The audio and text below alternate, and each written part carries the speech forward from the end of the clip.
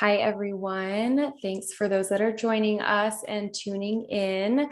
I'm Stella Gold, the founder of My Gold Standard, and I am so excited to have with me today Nafasi of Narratives Unbound. And before I do, all the introductions, I'm really specifically excited for this rich conversation because it is just so vital for our collective healing, for our humanity, for our financial well-being. And we're going to get into all things related to wealth redistribution. So before I transition to this conversation, I do want to lead with a land acknowledgement. This is something that each time I do this, I try to make it better than the last one and improve on it more and more, because land acknowledgement is so important. And so we acknowledge that My Gold Standard is located on the unceded ancestral homeland of the Ramaytush Ohlone peoples, who are the original inhabitants of the San Francisco Bay Area.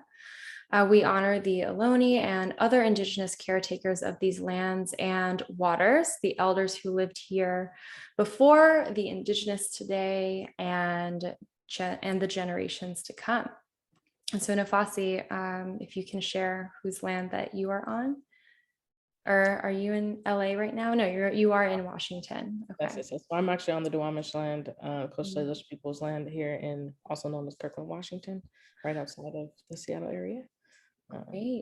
Great. Okay. Can you say that one more time? It's the Duwamish tribes. Duwamish. Okay. So as guests, we recognize that we benefit from living and working on their traditional homeland, so the Ohlone and Duwamish tribes. We wish to pay our respects with this land acknowledgement and by affirming their sovereign rights as First Peoples. And if you are, tuning in and you're unfamiliar with whose land that you are a settler on, I invite you to take a look on native-land.ca and also look up the Land Back Initiative. Okay, thank you. I'm so excited. I mean, I've said this zillions of times already, but I would love for you to introduce yourself, Nafasi, and share with me your path to financial literacy. Share with us, what prompted Narratives Unbound, your company. And yeah, let's start there. All right. Well, we'll be here all night if I told you the whole story, but the TLDR. Just hello, everyone. My name is Nafasi Ferrell. I'm a community connector. I'm a daughter. I'm a wife. I'm a cook. I'm an artist. I'm a dreamer. I'm a believer. I'm a believer in us. And I hail from a place called Altadena, California, of some beautiful people that hail from Chicago and Texas areas, and also from people that come from Ireland and Kazakhstan and Benin, Togo, and many other ancestors. Wow. And so I feel very proud to be standing on their shoulders. And what led me to my company? Well, really, what was my first path to financial literacy? Man, I remember being in the grocery store with my father and us going and picking some bananas and then saying, how much does that cost? And we would go to the next item and the next item. And he would make me write it down, what it was. But at that point in time, I really didn't know what that really was. But what was showing me was my father was showing me money as scarcity, and my mother showed me money as abundance. I come from a mother's side of family with hoarders. Wow. 5 and 10 of everything. That your money is to be used to acquire things out of scarcity as well. And so my money journey really began with those bananas, with those shopping malls, but really with an intergenerational family of women that did their best to raise their families. with the means that they had. And coming from a grandmother that lived through the Great Depression, getting to see some of that, getting to see my elders. I'm 31, but my mother is 73. My aunt is 80. And so getting to live through them and see through them really helped me ground me in community, but didn't help me understand money. It was community is very important and resources very important, but money wasn't talked about. That piece besides how much does this cost? Beyond that, the discussion ended. And then it really wasn't until I was 25 and I started to ask questions about credit. And then it really wasn't until my father died in 2018 that I really understood money, what it takes to help the dead pass on. And that's a real rude awakening to money in many ways. But the years before had prepared me for the foundation of of what it would take to get through that process. Getting my husband and I out of over almost $40,000 worth of consumer debt prepared me to help my father pass on where my other siblings could not. And that's really what led me to help teach people about money, about what money is, about what it isn't, about what we are and what the power that we have within us and our resource to really make tomorrow a better day, especially when times are really tough. And that's hard, but that we can do it if we have community and if we share, if we really redistribute resources. I know we're going to talk about that a little bit more, but I really started to understand resources and money, right? Money, currency as that one resource, but it's that medium that we need to obtain the other resources. So it's a key resource. And so my company really was born out of sadness, but out of a joy for knowledge, and a joy to know that with the right tools you can build, and that you can build a stable life. And that's what's really helped me and my husband build this life that we have right now. That's stable. We get to save and we get to invest and we get to redistribute into our communities every month. And for us, that's a monthly process. Everybody can choose right when they need to. We'll talk about that a little later, but to be well was my goal. Wellness, right? To figure out what enough was for me.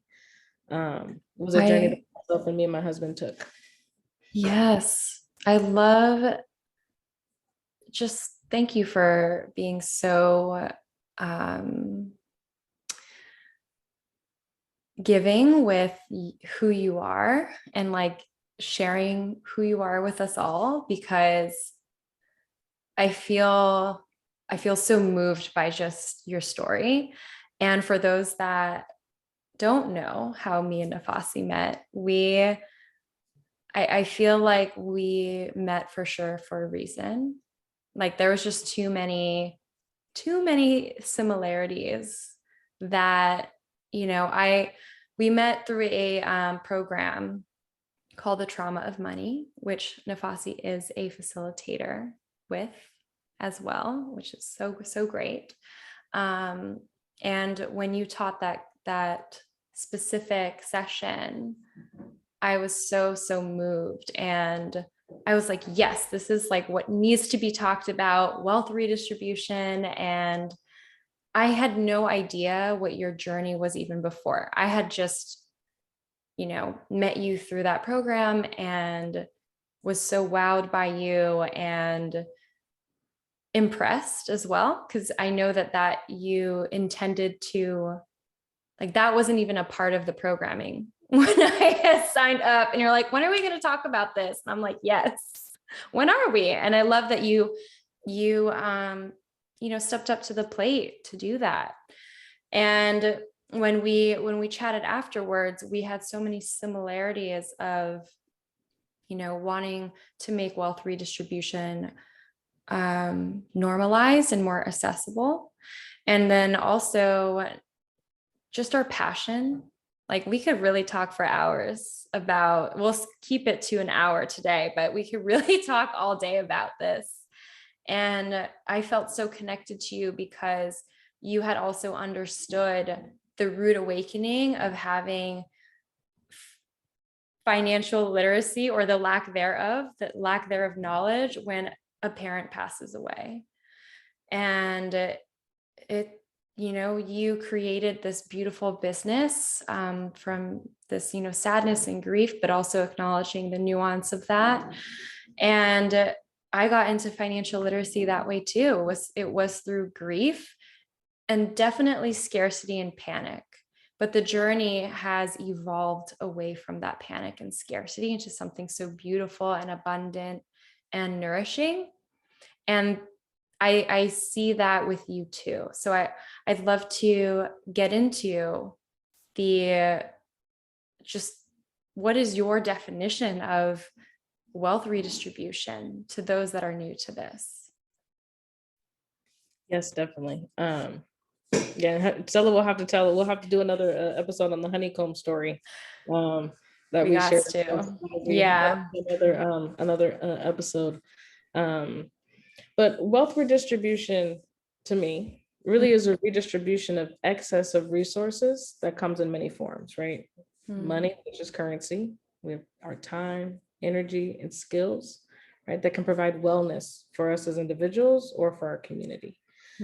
It's a way of being in the world. It's a verb. Wealth redistribution is a verb. It's something that you do. It's a way that you behave that nourishes yourself and others. Wow. Yeah, that's like a short version of it. Yeah, what intrigues me most about wealth redistribution, or when I talk to people about it, is that they will be like, oh, so it's just like charity, or oh, it's like, philanthropy, or they'll compare it to something that they're so used to knowing. And when I share with them, no, it's not quite that. It's because the intention is very different sometimes when it comes to, and also the reasons and ways and the mindset behind wealth redistribution can be very different than philanthropy or charity. The word charity, even, I don't really like that word, just being honest. And it could just be my experience with it. But do you have any differences that you can pinpoint between, if any, between wealth redistribution and philanthropy or charity?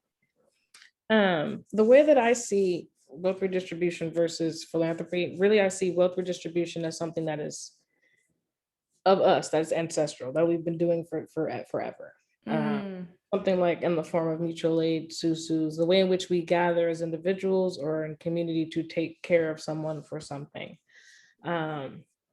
Philanthropy is an institutionalized structure. And so I see that through that process of giving, right? How do we give? Do we give in community? What we see as community, do we give in our institutional bodies? And under the guise of philanthropy, at least in the traditional sense, not the new philanthropy, we can get into that at some other time. But that usually giving is through an entity, a museum, a hospital, a university, a bureaucratic infrastructure that then takes up some of that resource before the resource actually gets to go where it needs to go. And those structures have historically, right, been used to oppress people of color, or people of color do not have access to those things. So wealth redistribution is about community. How are we as humans with each other? Because when Hitlers do rise, as they have risen for over 10,000 years throughout our history, it doesn't matter. What does it mean when we move to an authoritarian way of being and knowing? Who's going to take care of us? The government typically cannot do that. Infrastructures, large bureaucratic infrastructure systems cannot do that. It's always us, the people on the ground, the people in community, coming together to support those that cannot be supported by the structure. And that's the real difference and the real necessity of a philosophy of wealth redistribution, rather than believing an institutional body charity can do it all. Like this is the answer. Charity is it. This is it. When we are all everything. as we are all co-creating this society together. We are not siloed. That is a myth. I think what's coming to mind is how you said wealth redistribution is truly a verb. And also charity, sure, and philanthropy can be a verb too, but it's more of like a band-aid or like a quick fix sometimes. And one that people that are receiving that charity or philanthropy aren't even asking for. They're not even saying, this is what I need, or this is what I desire or want to be well, right? And I think wealth redistribution really sees the human behind the human being of that exchange. It really is an exchange. So I don't know. Yeah, when I energetically think about philanthropy and charity, it feels like a dumping. It feels like a dumping, whereas wealth redistribution truly feels like a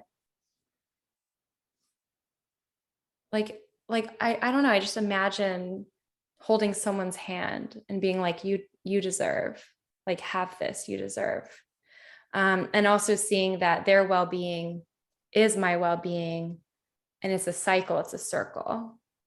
Right. I think that's the other piece that charity and philanthropy allows you to do, is to not just other, but make the other non-existent, where there's no accountability to the other, right? Besides, I gave you a check.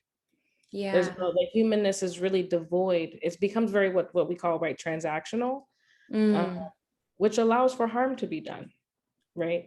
Absolutely. Levels that you and I, we all see within society, right? When money and resource becomes just transactional. Some things, right, are transactional, right? Yeah. I need to buy these specific things. But overall, when we make everything in society transactional, that is when we see oppression at its height. I'm just like, the word transactions, like, yeah, like there are times and days where there's going to be thousands of transactions that we're going to be doing with one another.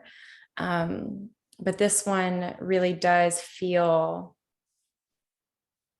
so nourishing. And so I want to know, why do you believe wealth redistribution is so important for our community, but also for ourselves? I mean, really, I think there's a lot of young people watching this, and I mean, I'm 31, but young. I grew up in a time that we didn't have cell phones. Oh, I remember those days. Those weren't a thing, right? We are living, and we are our ancestors. Someone said to me, and I don't know who said it, but we are our ancestors' wildest dreams. They couldn't have dreamt of us and all the magic and the things we have today.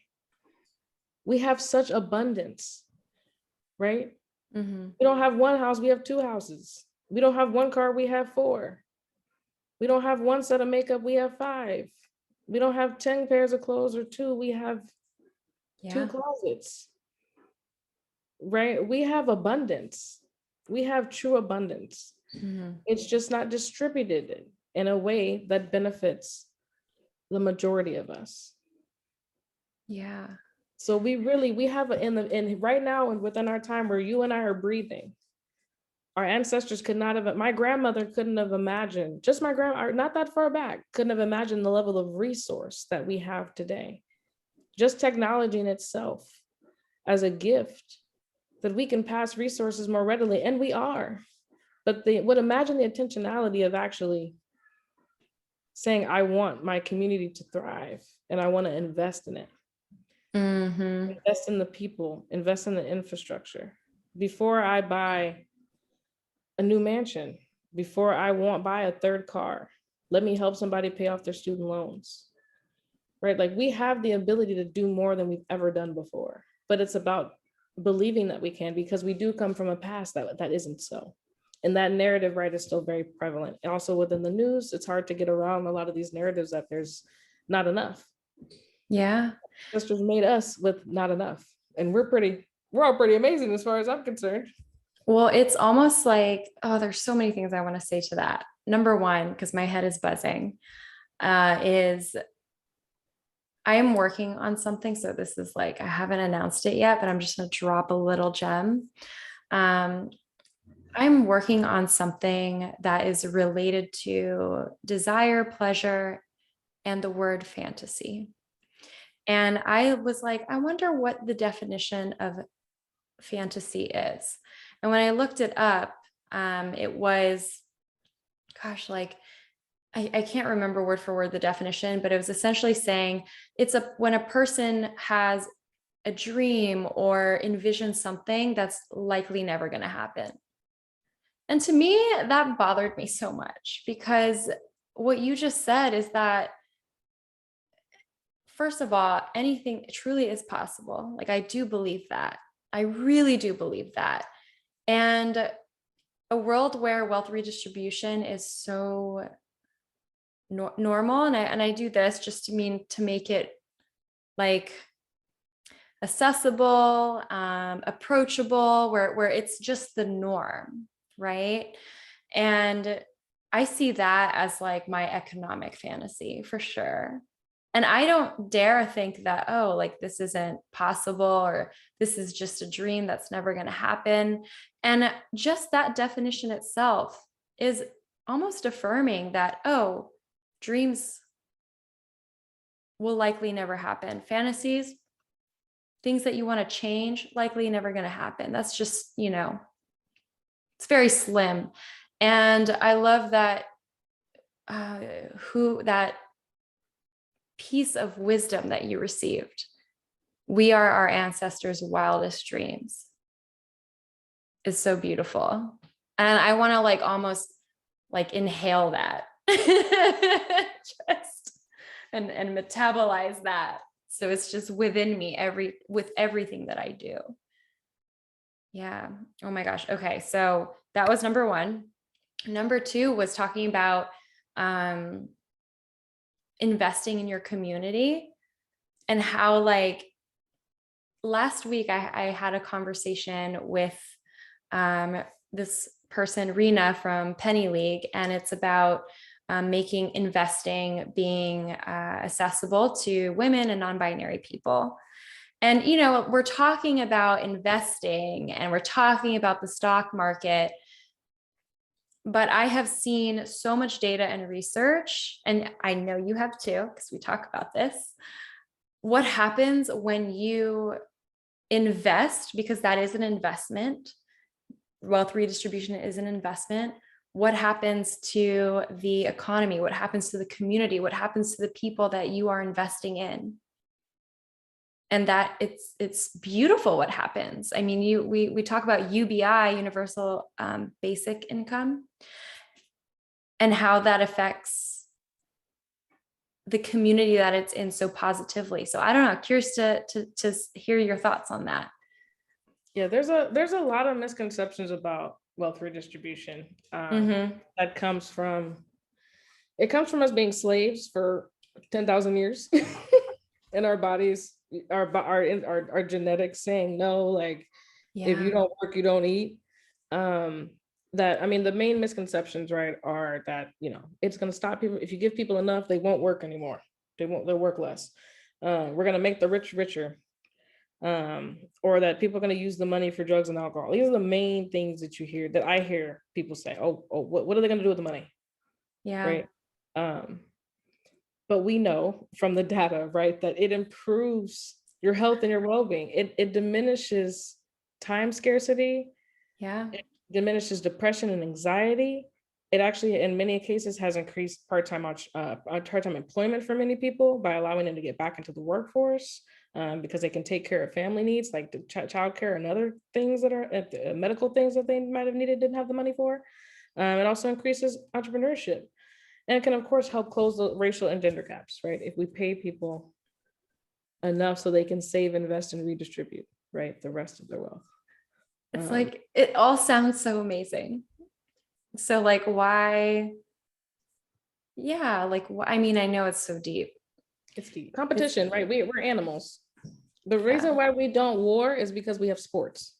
We have sports to distract us from harming each other. That's just really that, like, humans created sports so that we're not on the battlefield all the time. I mean, we are, right? We know war, Yeah. but our species, like, we are still evolving as a beings on how we want to be. We are still debating what human rights are. We actually have a long way to go, really, but we have come so far, right? It's about what have we done? What Mhm. tools do we have? Because our ancestors had less, right? And they did all of this. We Yeah. have skyscrapers, we have pyramids, we have bridges, we have filter systems, we have AI, whatever that is. Like, we have We have so much. so much that we can't, we're overwhelmed. But well, the one thing we never went back and did was say, how do we use this for each other? Mm. Right? That's all we have to ask ourselves. How do we use this for each other, to be well for each other, that we have enough to be well? I mean, of Yeah. course, you and I know that means providing space to be well, providing space for what? Rest, right? Rest to rejuvenate, to heal, to work on our trauma, so that we can see ourselves as human. Because when we say our humanity, we see others' humanity too, right? Yeah. That's really what I see so much with the work that I do, or the work that you do and we do together in our wealth redistribution circle, is seeing our humanity and accepting our humanity. Like, there was something that today I wrote, because I work with a business coach, and she asked me, like, what are the three, like, core opportunities within your business for, this, for right now, that you can bring to life for this year. And I wrote, trust that my rest does not mean a loss of money or opportunity. And I mentally don't believe that, but my body believes it. And I could feel it so deeply in my body.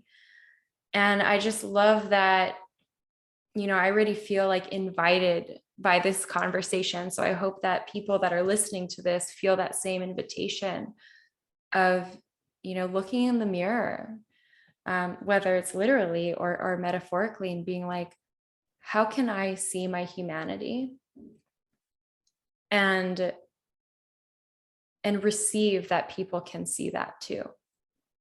Because it is also, when you see your humanity, you're telling people, you're showing people, and that's really scary. That can be really scary for some people. So I really love that invitation. So let's say I want to transition into, like, mental barriers, because this is something that I think is really interesting. I do work with a lot of high income earners. So by high income, I mean, we know that there's not, like, six figures is not enough, like, to live. Like, we're starting to see, like, these high earners are actually maybe not so much high earners. So actually, let me retract that. I work with people that make in between, let's say, 100 and 200,000. So it's a big bucket, but they're in the six-figure range. And we are talking about budgeting in, like, this is, budgeting in wealth redistribution, mutual aid, making sure that this is a part of their budget, like, on the regular. It's like a bill. Like, I almost want it to be, I'm like, it's like a bill. Okay.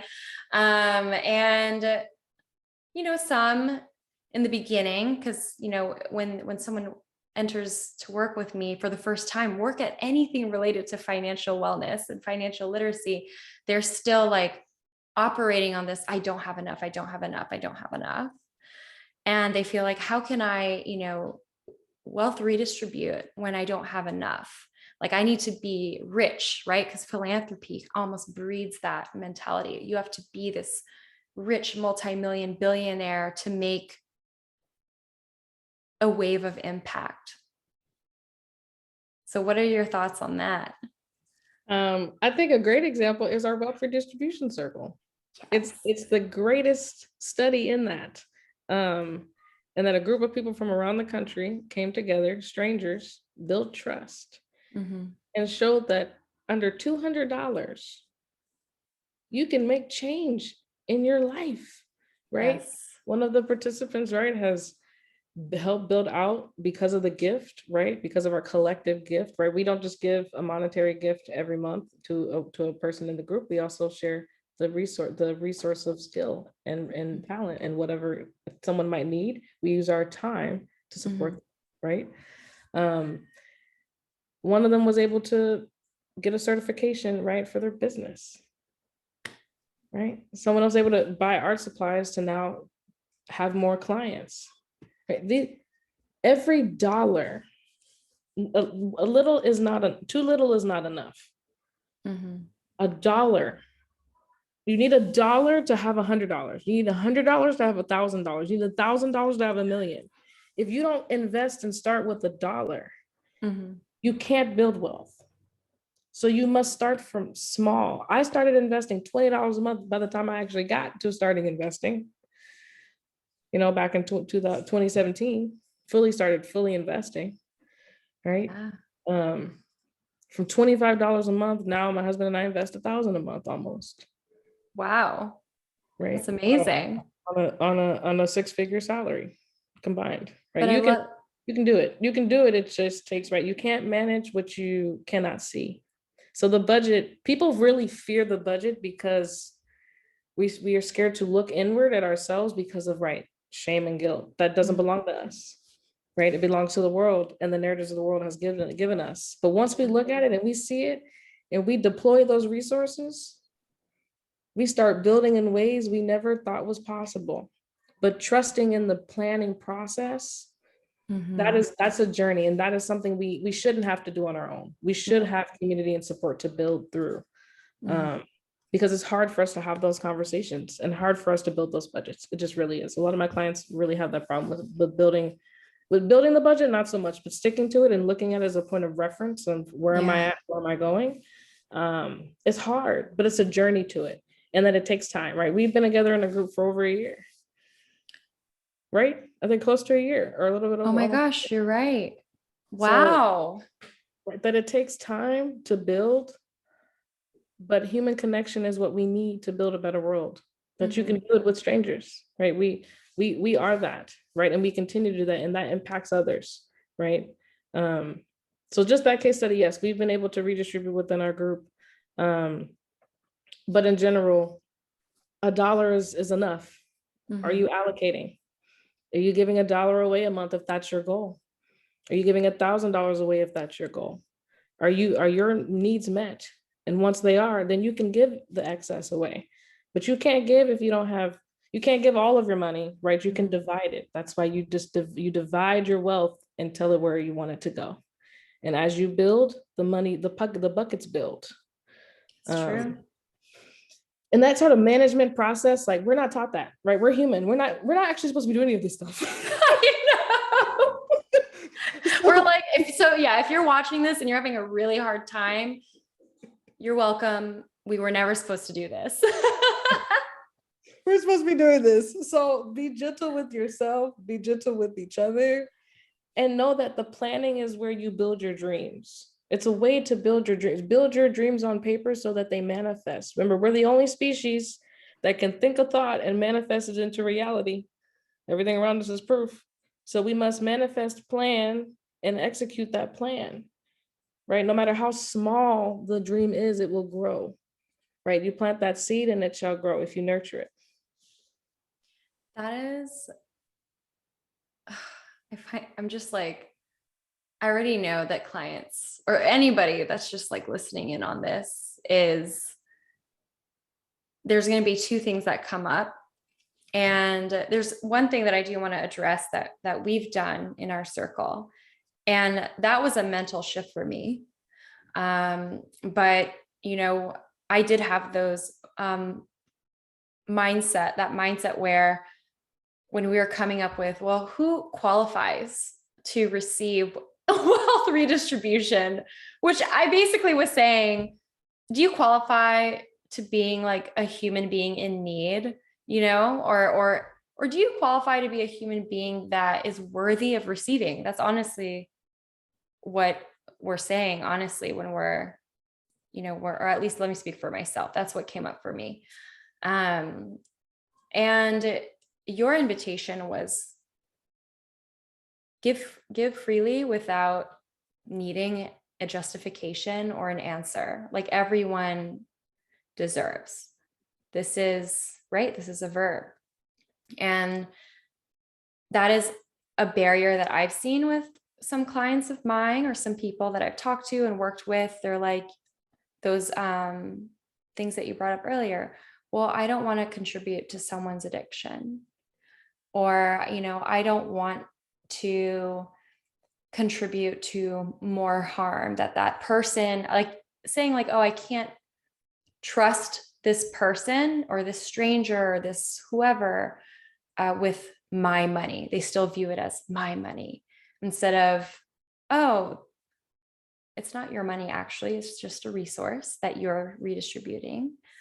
And that needs to be circulated, actually, because when you hoard, that's where a lot of limits that you can experience can happen in the economy, in the collective economy. And we've seen that play out, you know, unfortunately, in our lifetime, multiple times, you know, being millennials and all.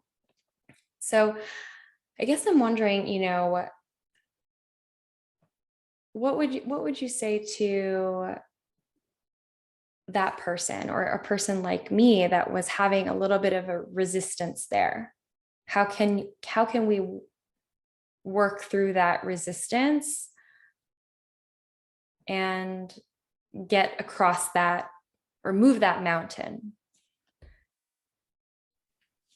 Well, first it starts with belief, right? So the idea of changing your belief and acting on that, right? Maybe that's someone close to you in your family, giving them a gift. You know that they need something.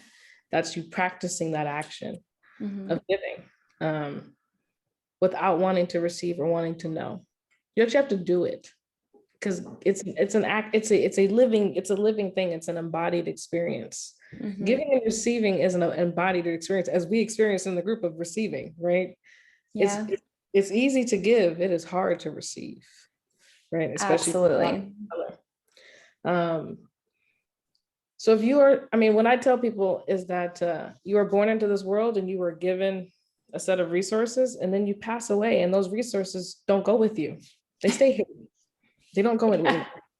And our addiction to greed or from fear and from generational trauma and all of that allows us, right? We seem to hold on to stuff, right?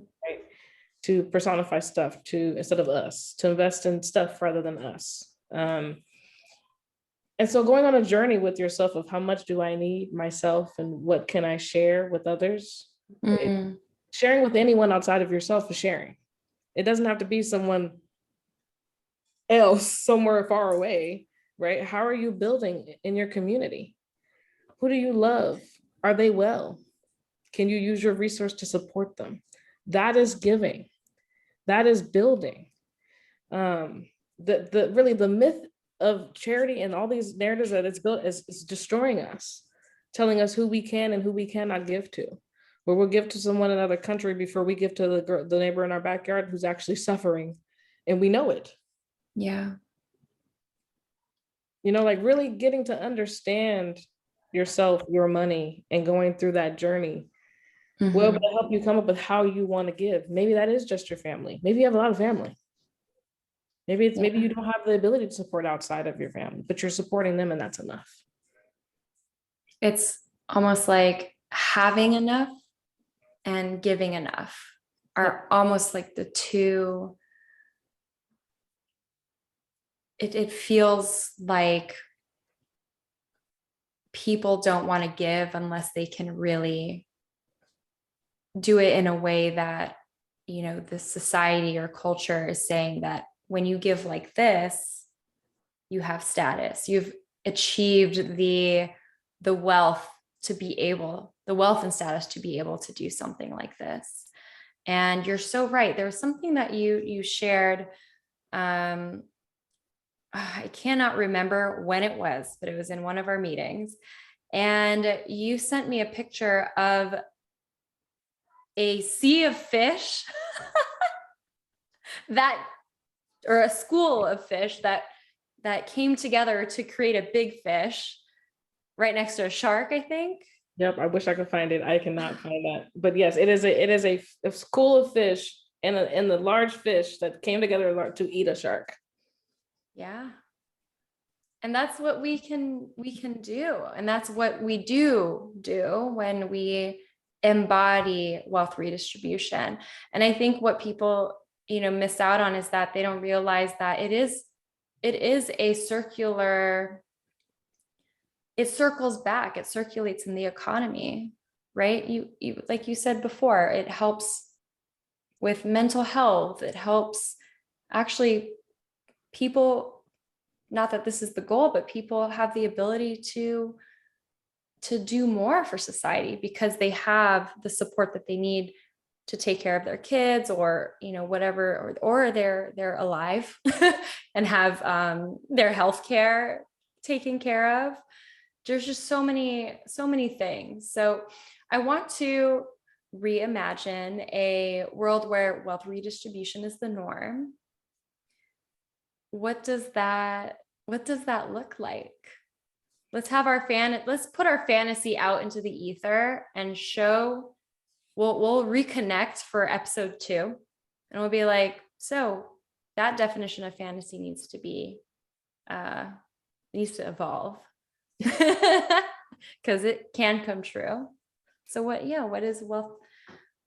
Let's reimagine.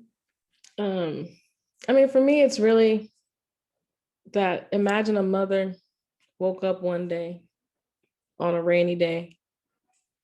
It's cold outside.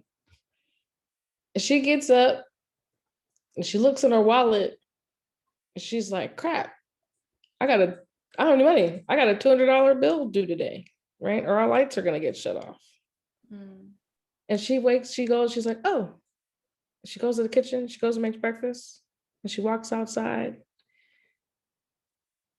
And she goes to her neighbor and she says, hey, I have a bill I need to pay. And I'm like, what is it? Oh, I got it taken care of for you already. And someone paid her bill through an automatic payment system on her phone. And then she went back home that night and someone called her and says, I'm in the hospital and I can't pay my copay. Because for whatever reason, imagine that all systems are not fixed, right? We're trying to support, right? And she's like, oh, I'll send you the money. Money sent, bill paid. Now that woman doesn't have to go into debt, right? We take care of each other when we have it. We support each other when we have it. And we can be well. Instead of the mother getting up and panicking and going to a payday loan site and going into debt for months or years. Of course, it is not that simple, but the mechanism is that simple. The ideology is that simple. Mm-hmm. Can we build something, whether it's a digital, we're living in a digital era. Our ancestors like, what is going on? Right, what is this? Yeah, they're probably so confused. I can send you money in 30 seconds. If I want to, I can hop in an Uber and I can get to you even if I don't have a car. We can use our resources in a multitude of different ways, right? If we're sharing skill. Mm-hmm. I know something that you don't know, and it's going to help you build and save some lives or help some young people. Well, let me share that with you rather than charge you for it. Because I didn't need that money. But the money that I do have, now that if I didn't have to pay you, now I can go help pay someone's rent or pay a bill because I had it. And I know what to do with my money. I know what to do with my resources. I know how to allocate so I'm well and the others are well. Just those simple thought processes, if we were able to do that on a normal basis. I know that, right, we know media is death and destruction and rape and gore all day, every day, right? It's exhausting, honestly. But we can imagine over that. Yes, we can. Like a world where we do have enough because we're living in it. Right now, we're not living in that world of scarcity that the TV portrays. And we do have scarcity and exists, poverty exists, but we have the resources to move in ways we didn't know possible, and we can do it. Yeah. And I think that, I've always said that scarcity is an illusion, but it's an experience. Like, we have so many resources, and it isn't really about, well, I guess it is about how can we know how to use those resources for the betterment of ourselves and our neighbors. I mean, magic can really happen. And, something that's coming to mind is, I'm reimagining this world, and we've done this together. And in my head, I'm like, duh, like this is where it's at. Like, this is the party. That's how I feel. Wealth redistribution is the party. How can a person that, it has donated and contributed to charities, philanthropy, that have done this to some level, like they're new to wealth redistribution, but they're not new to giving their money away, if that makes sense. How can they do it in community? Because, something that a client of mine told me, so she had been donating to charities, and, she does it. She already had it in her budget when we started working together. She's like, yeah, I like to give my money away and, donate to charities. And, if something like the ACLU, if something's going on, like I'll, go in and donate there, or, with Planned Parenthood, I'll go and donate there, and, all these organizations as well. So it's not just necessarily charity work, but she, I said, let's think about it from like a mutual aid way, because, you're getting a tax break. Would you still give? Like, I asked, because I didn't know her too well. So it's like, would you still be, giving if you didn't get a tax break? And, what do you want your relationship? Because she just automates it, and she's like, out of sight, out of mind. It's happening. I've done my contribution to society. And now she's like, I've been seeing a lot of, CTAs on, this Black trans person like needs their medical bills paid, or, Indigenous mothers is, in a situation like you described, like can't pay, their copay for their medical bills. So many different scenarios. And she, has been contributing to those situations. And she came to me and said, oh, my friends know those people, and I feel so connected. I feel like I'm in relationship with my money when I'm saying, here, like, use this to whatever you need. And I don't know, it's really epic. But the same thing that she asked me, she's like, I just like wish that I had like a community that I could do this with, like where we do it together and we say, oh, well, how do we, like what we have. Right. Well, if you know 5 people, you can do it. Like our ancestors, the women in our ancestors have always come together in groups, right? To give, redistribute money, to pay for colleges, to pay for bills, to pay for a multitude of things. The one thing that I was told when I ran a Let's Talk Race series years ago, and a couple of people said, if you do not gather me, I will not gather. And that hit me. Wow. That we need permission. Like, I didn't start my business till a Black woman told me, what were you waiting for? And I said, for you to tell me I could. And then I did. And that's literally what happened. That was my experience. I feel there was an imaginary barrier that I had placed up over myself that told me I could not. right? It didn't even exist. And so I've been told that I'm not allowed to gather people, right? We're not allowed to gather. We are allowed to gather. You can gather anytime you want. We just need to believe that we can. And I'm here to tell, if anybody's listening right now, you have the ability to go work with 5 other people, give away $25 a month, and help someone pay down a bill or pay off the portion of their rent, or give them art supplies for something, or give them something for one of their kids' quinceañeras or something. You can do something for those that are around you that you love and care about. And you can do it in community anytime you want with no permission. And that is wealth redistribution. That is community. That's building. We are social beings. We shouldn't need to have permission to talk to one another. These devices really have gotten in the way of a lot of that. Yeah. And Circle allows us to reconnect, right? So gather with 5 other people that you know and talk about money and talk about your budgets and talk about how hard it is and cry about it, yell about it, work on it together, and come up with some sort of amount of redistribute to each other or someone that needs help.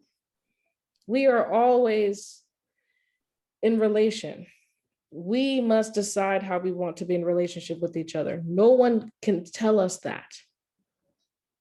And we know deep down inside how we want to be in community. We know we want to sit and break bread and have a good drink and have some good food, right? We know we want to do that. We don't need to do that and to support one another when we need help.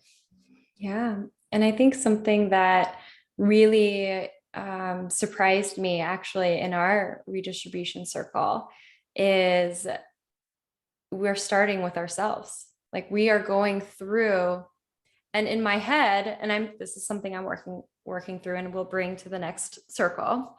I am having a hard time with the receiving, like, because I'm like, I'm fine. Like I have my needs met, but you have taught me and have shared with me wealth redistribution goes beyond having your needs met. It is about joy. It is about, let's reimagine a life where all our needs are met and we are thriving as well. And we are investing in that. And it's like, I'm like, no, like you don't need, of course, like your needs need to be met. Right.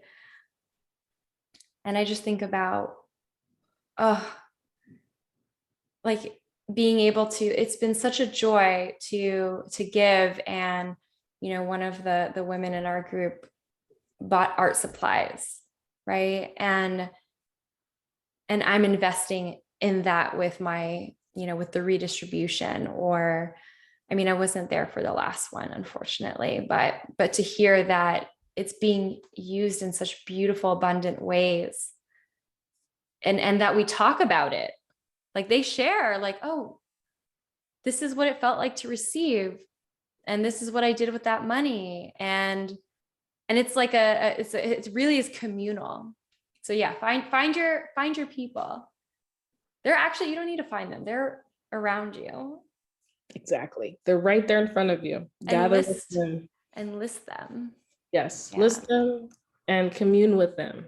And have that be a place that's sacred for you and for them to gather frequently. Yes. Right. We meet once a month. That's what's good for us. Currently, the other young wealth redistribution group meets once a month as well. Find what works for you and give, and know that it's enough. Any act is enough. Don't say I didn't do enough, right? We as people of color have a lot of undoing to do within us, a lot, but it's easier if we take it together, if we commune together. We don't have to be alone on this financial journey and this wellness journey and this journey we call life. We cannot be alone. That's something we were not meant or made to do. I'm loving this togetherness and this feeling. And I think this is a really great spot to end our rich conversation. Well, not end it, but just continue it outside of this, this moment. If anyone wants to ask any questions, put it in the chat. because I know that a certain someone was excited to be here today. But if you don't have any questions, all good. So while we're waiting for that, where can folks find you? Where can they find Narratives Unbound? How can they work with you or continue the conversation on wealth redistribution, right? Yep. So you can go ahead and check out the website at narrativesunbound.net. If you have any questions, you want questions about financial coaching, have more questions about the wealth redistribution work that we've been collectively doing, or the group that the young people are doing as well, you can go ahead and email me at info@narrativesunbound.net. And yeah. We're going to be talking more about the wealth redistribution journey. So if you want to, you can subscribe to the website to see more of that. That's going to be coming up. Yes, I am so excited for that. So excited for that. Do you have this is you do not have to share this, but is there a timeline on when that's coming or? Definitely before the next 5 months. Okay. But really, like in the next couple of weeks, there's going to be material on the website. So if you want to learn more about universal basic income, if you want to learn more about just the work that we've done together, how you can, get involved and start your own circle, you can go ahead and reach out to my email. Great. Well, I just see a question in the chat. We do have one question. Okay, I'm going to say it out loud.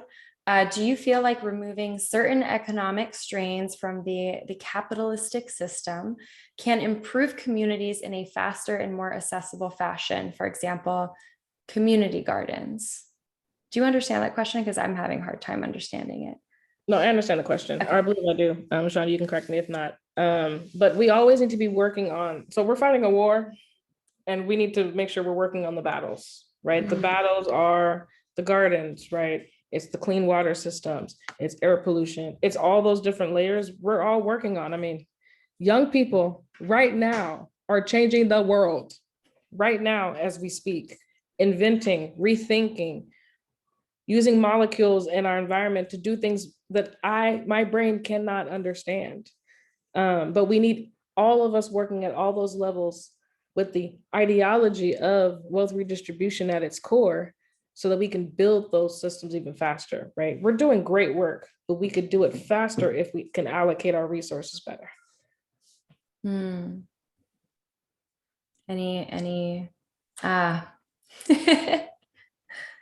Thank you, Sean. Thanks, Sean. All right, well, we're at time. Thank you so much for this beautiful, rich conversation and just for your currency, right? Of time and space and energy, because that is another form of currency that I feel like needs to be so embodied and just appreciated more. So thank you. You're very, thank you so much. Yeah.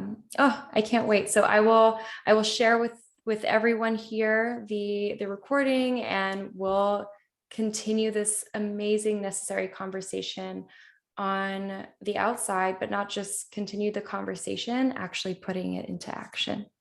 Yes, yes. Okay. Build as we climb, everyone. Build as we climb. Build as we climb. All right. Thank you so much. I will see you on the flip side.